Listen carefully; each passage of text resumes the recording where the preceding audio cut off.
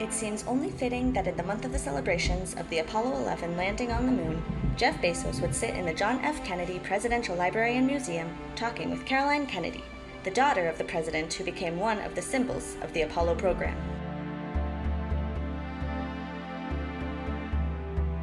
Jeff Bezos has been passionate about space since he was in high school, and today he admits that his former classmates jokingly say that he created Amazon to pay for his space dreams.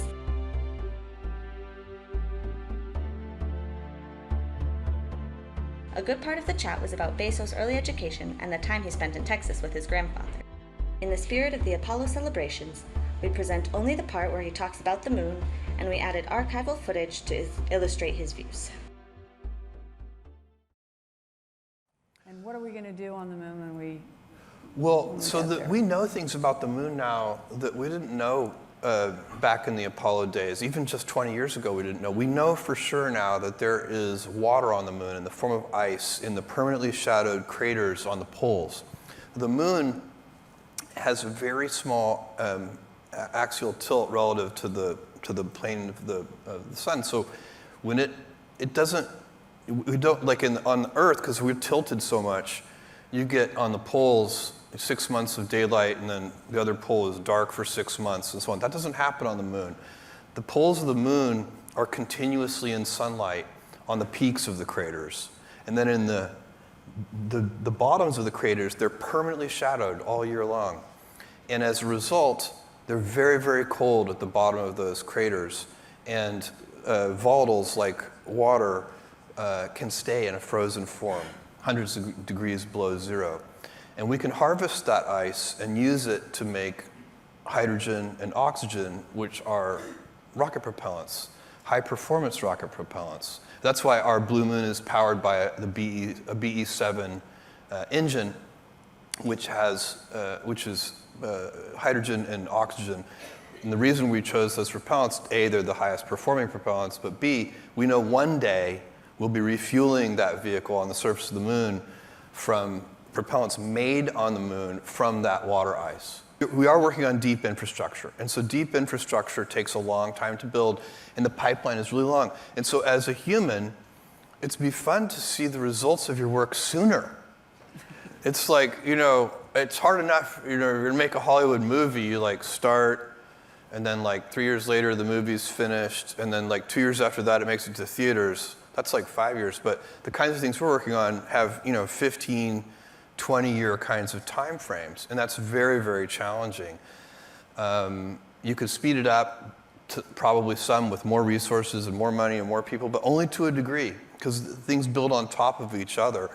And so there's only so much you can do. But that's organizational challenge. You need to select the right people, people who believe passionately in the idea, who are willing to think long term, who know that God knows how to price his goods. This is hard, and it's supposed to be hard. And I think, I heard somewhere that we do these things because they're hard.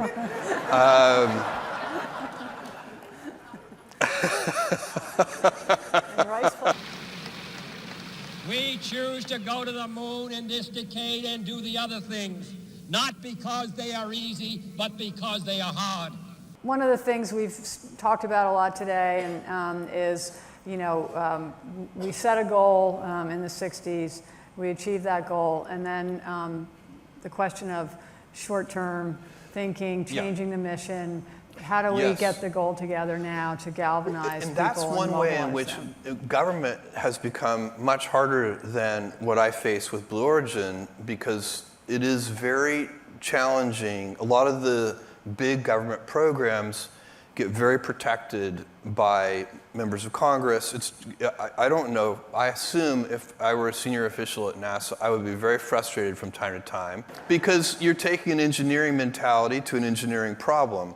And that requires consistency of purpose. You can't start and stop. You can't change direction halfway. And so to the degree that big NASA programs become seen as jobs programs, and that they have to be distributed to the right states where the right senators live and so on, that is going to change the objective. And now your objective is not to, whatever it is, to get a man to the moon or a woman to the moon, but instead to get a woman to the moon while preserving X number of jobs in my district.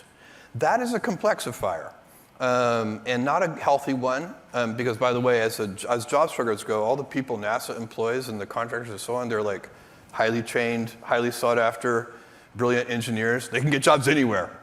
And so it also happens to be the wrong kind of jobs program for the wrong kind of people.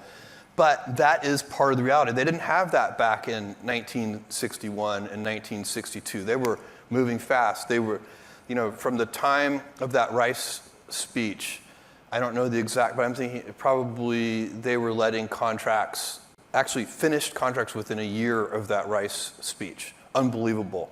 I know that the Grumman, there were 9 competitors for the lunar lander, and Grumman won. The RFP was released, and then it was awarded to Grumman 6 months later. Today, there would be, 3 protests, and the losers would sue the federal government because they didn't win. Okay, this is a place that's dedicated to public service, okay? So we're not going to just so take that this it's very interesting, but the thing that slows things down is procurement. It's become the bigger bottleneck than the technology, which I know for a fact for all the well-meaning people at NASA is frustrating. What can government do that business can't do? I mean, I think business, like you said, can now set a goal and do it efficiently. So there are a lot of things. First of all, the tools that we use at Blue Origin, we're standing on the shoulders of giants. When I talk about those, simulation tools that we use, the computer design tools, the computational fluid dynamics tools that let us do aero simulations of aerodynamics, those were all created and validated by NASA painstakingly over the last 5 decades. And so that is, without those tools, we couldn't do anything. And so there's already, just that is a gigantic leg up.